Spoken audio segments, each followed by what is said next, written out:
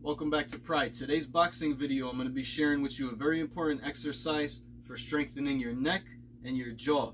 It's very important for boxers and MMA fighters if you're competing or doing even any type of sparring to really strengthen that neck and the jaw.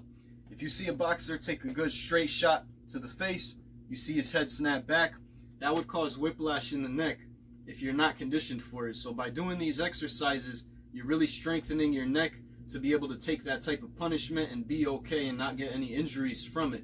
Depending on how often you do it and how far you push it, you can really strengthen your neck, get a nice thick neck like Bob here. So I'm going to be demonstrating this exercise using my incline bench. I got the back nice and straight.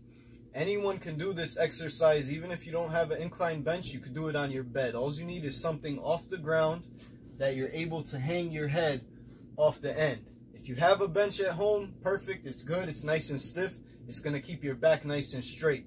If you have just a bed, you can use that as well. The stiffer, the better, because you want to keep your back nice and straight. So everyone can do this exercise, and I'm going to demonstrate for you right now. Good, now I'm in position, I'm ready to start my exercise. I know I'm in position because I always check to make sure my shoulder is right at the edge of my platform, whatever I might be using, whether it's a bed, a bench, or even a platform in the gym. I want to make sure my shoulder is right at the edge, still being supported, but my head is freely going to be able to hang off the edge. When I go back, I always want to be real relaxed on the neck, relaxed on the arms, relaxed on the core.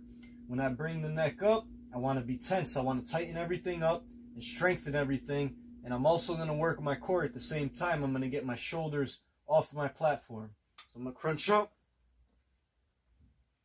Back nice and relaxed. Tight when we come up. Relaxed on the way back down.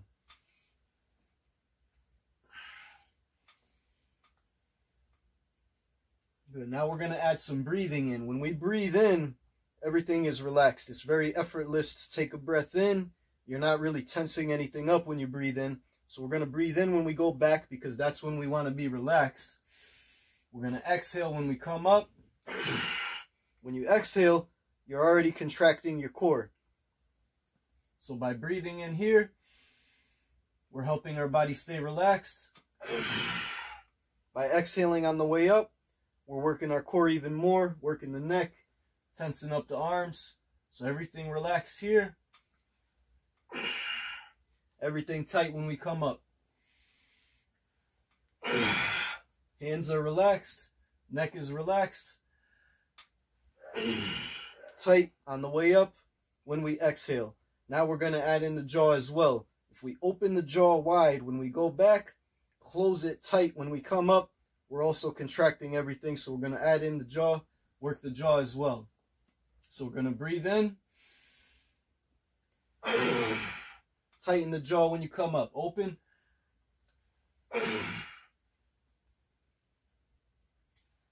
It's very important for a fighter to condition his jaw as well as his neck. You always want to have a real strong jaw. We all remember fighters like De La Hoya, when they would come out, he would be opening real wide, tightening his jaw, strengthening his jaw and loosening it up, getting ready to take punches. So we're going to go back, real relaxed on the neck. Make sure we're still on the edge. Make sure we didn't move while we were doing our first set. Always double check. Make sure your shoulders are right to the edge. The head can hang back freely. Very relaxed. We're going to breathe in. Exhale when we come up. Working the core, working the arms, working the jaw, working the neck. So unfortunately in boxing and in MMA, it's a combat sport. We've all seen fights that end in injury, whether it's a broken jaw or something even worse. It's really important if you're going to be competing or if you're going to be sparring to really strengthen that jaw and really strengthen that neck. Another thing I used to do was the neck and jaw crunch just like that when I was on a pull-up bar as well, doing leg lifts or knee lifts as well. I would arch the head back and then crunch it in as I lifted the knees up.